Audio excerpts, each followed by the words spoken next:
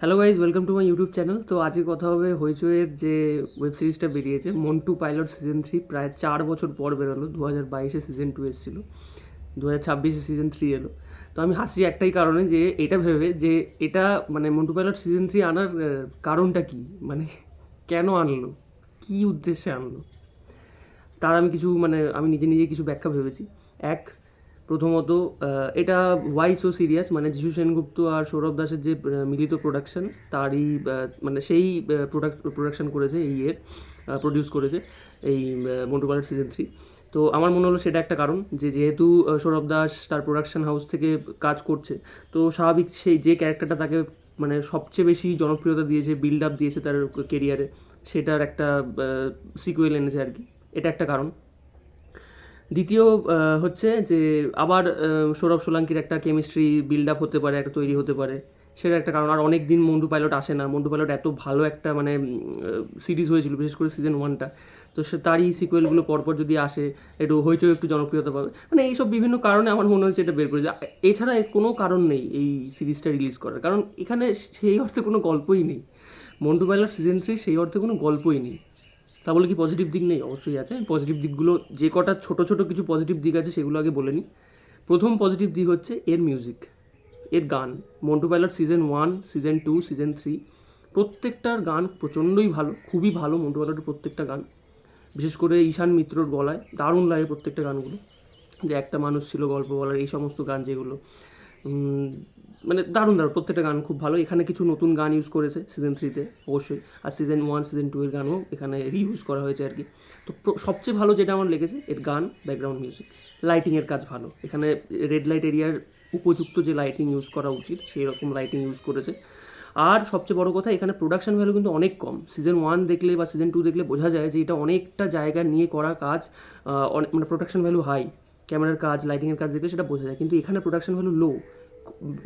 Maximum shooting হচ্ছে indoor shooting করা হয়েছে, আউটডোর শুটিং সেরকম নেই। খুব খুব সীমিত কিছু রাস্তার শুটিং নেওয়া হয়েছে, রাস্তার কিছু শট নেওয়া হয়েছে, ব্যাস, আর কিচ্ছু নেই বাইরের সিন সেরকম, সমস্তটাই ইনডোর শুটিং। এর থেকে বোঝা যায় প্রোডাকশন ভ্যালুটা বড্ড কম। কিন্তু তার মধ্যেও কিন্তু এক্সিকিউশনটা মোটামুটি ঠিক আছে। আমি ক্যামেরা লাইটিংয়ের কথা বলছি, আমি কিন্তু বাকি কথা বলছি না, বাকি কথায় আসছি আমি। এবার যদি অভিনয়ের কথা বলি, এখানকার সেকেন্ড পজিটিভ দিক হচ্ছে অভিনয়। প্রত্যেকের অভিনয়, বিশেষ করে মন্টুর চরিত্রে সৌরভ দাস বরাবরই মন্টু একদম আইডিয়াল চরিত্র মনে হয় আমার। সৌরভ দাসের মনে হয় যেন নিজেই সে, ওটা আলাদা করে কিছু করতে হয় না মন্টু ক্যারেক্টারটা করার জন্য, একদম সিজন 1 থেকে ধরে। এর আগে চরিত্রহীন যখন করেছিল তখনও সেই চরিত্র দারুণ করেছিল সৌরভ দাস। আর মন্টু করার পরে তো যে হাইপটা সে পেয়েছে দেবালয় ভট্টাচার্যের কাজ দুটোই, চরিত্রহীন, মন্টু পাইলট, তো সেই হাইপটা একদম মনে হচ্ছে 2022-এর পরে সে যেখানে শেষ করেছিল সেখান থেকে আবার শুরু করলো। তো সৌরভ দাসের কাজ অসাধারণ। এখানে যে অ্যান্টাগনিস্ট ভিলেনের চরিত্রে কিউকে আনা হয়েছে, জাহাঙ্গীর নামের চরিত্রটা। কিউকে কিন্তু জেনারেলি দেখা যায় না কোনো মেন স্ট্রিম সিরিজ হোক বা সিনেমা হোক, কোথাও কিন্তু সেরকম দেখা যায় না। হইচই কিন্তু কিউর কাজ আছে, তারানাথ তান্ত্রিক, হইচইয়ের যে তারানাথ তান্ত্রিক, তার সেটা কিন্তু ডিরেকশন কিউই দিয়েছে। কিন্তু কিউর বাকি যে সিনেমা সেগুলোর নাম আমি এখন বলতে পারবো না, আপনারা গুগলে গিয়ে সার্চ করে দেখে নিতে পারেন। কিউ কিন্তু সেই ধরনের যে ধরনের সিনেমা দেখে আমরা অভ্যস্ত সেই ধরনের সিনেমা বানায় না। আমি একটা নাম বলছি, ছত্রাক, আশা করি বাকিরা বুঝে গেছেন, যারা সমঝদারও কে লিয়ে ইশারাই কাফি কিউ কীরকম সিনেমা বানায়, ঠিক আছে। আরও ঘ্যাচাং ফুবলের সিনেমা আছে, সেটা কিউর ডিরেকশন নয়, জয়দীপ এর ডিরেকশন, কিন্তু সেও কিউর সাথেই কাজ করে। কিউ ওখানে মেন একটা ভূমিকা পালন করেছে আর কি। এছাড়া কিউর আরও কিছু সিনেমা আছে, সেগুলো গুগল থেকেই দেখতে পারবেন। তো যাই হোক, আমি সেটা নিয়ে আসছি না। তো কিউ কিন্তু এখানে বেশ ভালো অভিনয় করেছে, কিন্তু তার চরিত্রটা এত খারাপ লেখা হয়েছে যে তার পারফরমেন্সটা পুরো ফিকে পড়ে গেছে। সেটা আমি নেগেটিভ দিকের কথা যখন বলবো তখন ডিটেলে আসছি। তো কিউর চরিত্র কিউর ভূমিকায় যে জাহাঙ্গীরের চরিত্রে অভিনয় করেছে, ভালো ভালো বেশ ভালো অভিনয় করেছে। এছাড়া বিবি জান চান্দ্রেই ঘোষ, সেও কিন্তু যতটুকু স্পেস, খুব কম স্পেস দেওয়া হয়েছে তাকে, দেওয়াই হয়নি বলা যায়, তাকে এখানে আনাই হয়েছিল তার বলা যায় তার চরিত্রটাকে শেষ করার জন্য হয়তো। যাই হোক, তো আমি স্পয়লার দিচ্ছি না। তো চান্দ্রেই ঘোষ কিন্তু এখানে যেটুকু অভিনয় করেছে, যেটুকু স্পেস পেয়েছে, বেশ ভালো অভিনয় করেছে। পার্ণ মিত্র যেটুকু স্পেস পেয়েছে, তার ক্যারেক্টারটা নিয়ে আমি ডিটেলে পরে আসছি। আর সোলাঙ্কি তো ভালো অভিনেত্রী, তবে আমার মনে হয়েছে পার্সোনালি যে সোলাঙ্কির মনে হয় এই কাজটায় করাটা উচিত হয়নি। এবার যেহেতু সিজন 1টা এত ভালো হয়েছিল, এত ভালো কেমিস্ট্রি তাদের মধ্যে ওয়ার্ক করেছিল সৌরভ আর সোলাঙ্কির মধ্যে, তো সেই কারণেই বোধ হয় সে করেছিল। কারণ আমি তো এখানে তার ফিরে আসার কোনো কারণ, কোনো রিজন কিচ্ছু খুঁজে পেলাম না। সে মানে সিজন 1-এ দেখিয়েছিল সে মরে গেছে, সিজন 1-এর শেষে কি সিজন 2-এর শুরুতে দেখিয়েছিল সে মরে গেছে, সিজন 2-এর শুরুতে খুব সম্ভবত, আমার না খেয়ালও নেই, এত আগে বেরিয়েছে। আর এখানে যেরকমভাবে রিক্যাপগুলো দিয়েছে আমি মনেই করতে পারলাম না কী এক্স্যাক্ট কী স্টোরি ছিল। সিজন 2-তে কিন্তু মিথিলা ছিল, রফিক রাশিদ মিথিলা, তার কোনো উল্লেখই নেই এখানে, কোনো উল্লেখ নেই, মানে সে যেন ছিলই না। আমি আবার গুগলে গিয়ে সার্চ করে দেখলাম কাস্টিংয়ে কে ছিল সিজন 2-তে, যাই হোক সে মিথিলা ছিল, তো তার কোনো উল্লেখ নেই এখানে, মানে সে যেন কোনো এক্সিস্টই করতো না, কোনো ক্যারেক্টার এমনি তাকে নেওয়া হয়েছিল সিজন 2-তে। যাই হোক, তো আমার যেটা মনে হলো সোলাঙ্কি এই কারণেই হ্যাঁ করেছিল, যেহেতু সিজন 1-এ এত ভালো কেমিস্ট্রিটা ওয়ার্ক করেছিল, এবার সেই জন্য সিজন 3-তে হ্যাঁ করার এই একটাই রিজন থাকে। এবার আমি নেগেটিভ দিকে আসি, এখানে সবই নেগেটিভ দিক, কিচ্ছু পজিটিভ নেই। এক তো এটা ওয়েব সিরিজ বলা যায় না, এটা একটা সিনেমা, 2.5 ঘন্টার সিনেমা, এটা কোনো ওয়েব সিরিজ না, কারণ ওয়েব সিরিজে এইটুকু ওয়েব সিরিজ হয় না, 7টা এপিসোড, ওই 20 থেকে 22 মিনিট করে একটা রান টাইম। কী বাজে লেখা ভাই, কী বাজে লেখা, এটা একটা স্ক্রিন প্লে লেখা হয়েছে, কি মানে কিচ্ছু বিল্ড আপ দিতে পারেনি। এখানে দেখাচ্ছে প্রথমে যে মন্টু তার ছেড়ে, মানে দালালি যেটা সে করতো সেই কাজ ছেড়ে দিয়ে এখন ফুড ডেলিভারি অ্যাপে ফুড ডেলিভারি করে। তারপরে সে আবার ফিরে আসছে, কেন ফিরে আসছে, তার রিজনটা কী সেটাও ভালো করে এস্টাবলিশ করে না, একটা পাতি একটা রিজন দেখিয়ে এখানে একটা মানে সিন প্রথমে বিল্ড আপ দেয়, কিন্তু মানে একটা হিরোইক এন্ট্রির জন্য যে সিন দরকার সেরকম একটা ব্যাকগ্রাউন্ড বিল্ড আপ দেয় এখানে, যে একটা মেয়ে একটা হোটেলে যায়, তার সাথে একজন বয়স্ক মানুষের একটা হয়, মানে ওই আর কি যেটা হয়, আমি পুরোপুরি বলছি না। তো তারপরে সে বুড়োটা মারা যায়, মেয়েটা ওখানে আটকে পড়ে হোটেলে, তো তাকে বাঁচানোর জন্য মন্টুকে আমি ভেবেছি মানে সেরকমই বিল্ড আপ দেওয়া হয়েছিল আর কি, যে মন্টুকে সে বাঁচিয়ে আনবে, তার তো কাজগুলো এগুলোই ছিল, মানে মেয়েদেরকে সুরক্ষিত রাখা, নীলকুঠির মেয়েদের সুরক্ষিত রাখা ওই রেড লাইট এরিয়া। তো সেখানে কী হলো, মানে বিল্ড আপ দেওয়া হলো, তারপরে দেখা গেলো অন্য একজনকে বাঁচিয়ে নিয়ে এলো, তারপরে আস্তে আস্তে সৌরভ, মানে সৌরভের বা মন্টুর এখানে ক্যারেক্টারটা একটুও বিল্ড আপ দেয়নি, বাট যেটুকু মানে কাজ যেটুকু লেখা হয়েছে সেইটুকু জায়গায় সৌরভ কিন্তু দারুণ অভিনয় করেছে। এখানে হিরোইক কোনো মানে বিল্ড আপই নেই।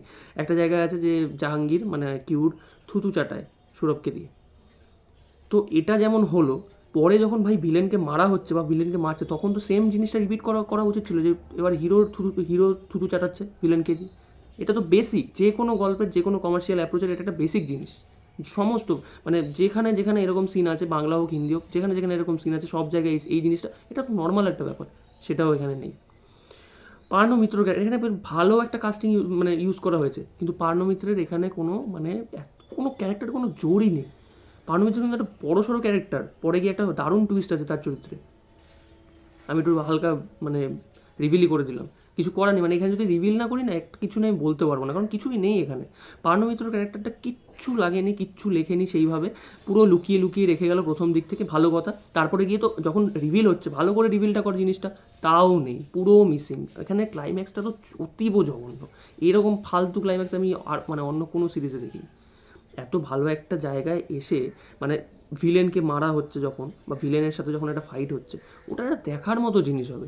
আর কিউ একটা যে দুর্ধর্ষ ভিলেন সেটারও কোনো মানে রাখেনি, শুধু একটা জিনিস একটা মানে অন্যরকম লাগলো, যে সে ওই শিশি বোতলের মধ্যে সবার মানে আখরি নিঃশ্বাস মানে আখরি শ্বাস বলছে আর কি, মানে শেষ নিঃশ্বাসটা ভরে রাখে, তো সেইটা বেশ একটা অন্যরকম জিনিস লাগলো। কিন্তু সেটা মানে তাকে যে সে যে একটা দুর্ধর্ষ ভিলেন, তাকে সবাই ভয় পাবে, বা দুজনের মধ্যে যে রাইভেলরি মানে নীলকুঠি আর ওদের দলের জাহাঙ্গীর যে কমিউনিটিটা পুরো তৈরি করেছে এই রেড লাইট এরিয়া এসে, তাদের দুজনের মধ্যে যে রাইভেলরি সেটাও ভালো করে এস্টাবলিশ করতে পারে না।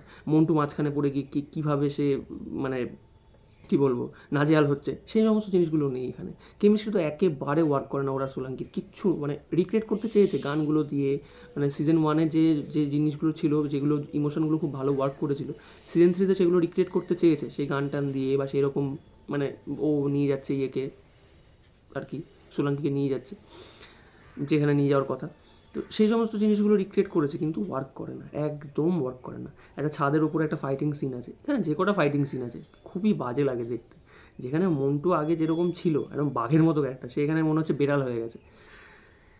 আর যে রিজনটা দেখায় মানে কেন সিজন 1-এর পরে সিজন 2-তে সে যে মারা গেল, সোলাঙ্কি মারা গেল, তারপরে আবার সিজন 3-তে সে কী করে ফিরলো, তার যে রিজনটা দেখায় কোনো মানে ফালতু রিজন, একেবারে বোঝাই যায় না, কিচ্ছু বোঝা যায় না যে কী এটা কী, মানে জাস্ট মেলানোর দরকার। ওই যে বললাম যে সিজন 3 বের করা এই একটাই রিজন, ওই সৌরভ সোলাঙ্কির কেমিস্ট্রিটা ওয়ার্ক করেছিল আর সিজন 1 এত ভালো হয়েছিল, ওই জন্য এদেরকে আবার ফিরিয়ে আনা, আর কোনো রিজনই নেই। ভাই তুই যখন মানে ওদের দুজনের কেমিস্ট্রি যখন ওয়ার্ক করছে তাহলে ওকে মারতে গেলি কেন? সিজন 2তে যেখানে দেখিয়ে যে মরে গেছে, সেখানে আবার কী করে সিজন 3তে ফিরিয়ে আনে। আমি আবার সিজন 2 ভালো করে দেখলে আমি আরও কানেক্ট করতে পারতাম, যাই হোক আমার দেখার একটু ইচ্ছা করছে না। তো এই মানে আর পার্নো মিত্রের ক্যারেক্টারটা এখানে পুরো ওয়েস্ট, একেবারে ওয়েস্ট। স্ক্রিন প্লে কিচ্ছু নেই, স্ক্রিন প্লে আরও দারুণভাবে এই যেগুলো জিনিসগুলো বললাম, রাইভালিটা আরও ভালো এস্টাবলিশ করতে পারতো। এখানে রেড লাইট এরিয়াটা যেভাবে মানে সিজন 1 সিজন 2তে দেখিয়েছে, তার কিছুই এখানে দেখায়নি, কিচ্ছু দেখায়নি। জাস্ট কয়েকটা মেয়েকে ঘুরে বেড়াচ্ছে ছোটো ছোটো ড্রেস পরে, ওইটুকুই ব্যাস, আর কিচ্ছু দেখায়নি, কিচ্ছু না। মানে বোঝাই যাচ্ছে না ওটা রেড লাইট এরিয়া না কোনো ডিস্কো না কোনো বার। যেখানে মানে সিজন 1-এ কিন্তু দারুণভাবে পুরো জায়গাটাকে কভার করেছিল, খুব সুন্দর লেগেছিলো, খুবই সুন্দর। সিজন 2তেও এরকম কিছু কিছু দৃশ্য ছিল, যে মাটি খুঁড়ে মাটির মধ্যে মানে বসে রয়েছে, মানে একদম রেড লাইট এরিয়াতে একটা নোংরা ব্যাপার, এটা ওখানে বোঝা যাচ্ছিল। এখানে কোনো বোঝাই যাচ্ছে না, শুধু ওই মুখে বলছে। এখানে যে ওই ফাইটিং সিনগুলো রয়েছে একটা ওয়ার্ক করে না, খুবই বাজে। আর কিউকে মানে লাস্টে যেভাবে ক্লাইম্যাক্সটা দিয়ে শেষ হলো, মাথায় ঢুকছে না কি ক্লাইম্যাক্সটা কী করতে চেয়েছিল, কিছুই বুঝলাম না। ঠিক আছে, জাস্ট মানে একটা শেষ করতে হয়, একটা জায়গায় গিয়ে শেষ করে দিল। যাই হোক, এই ছিল আমার রিভিউ। যারা দেখেছো তারা কমেন্ট সেকশনে জানাও কেমন লেগেছে। আর যারা দেখোনি তারা, যেহেতু মন্টু পাইলট সিজন 1 সিজন 2 ভালো হয়েছিল, সিজন 3টা একবার দেখতেই পারো।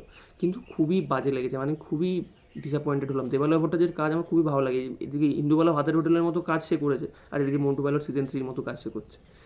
মানে কোথায় ওটা কোথায় এটা। যাই হোক, আর মন্টু পাইলট সিজন 1 তো খুবই ভালো হয়েছিল। তো যাই হোক, এই ছিল আমার রিভিউ। ভিডিওটা ভালো লাগলে অবশ্যই লাইক করে দিও, চ্যানেলটা সাবস্ক্রাইব করে দিও। আজকের মতো টাটা, বাই বাই।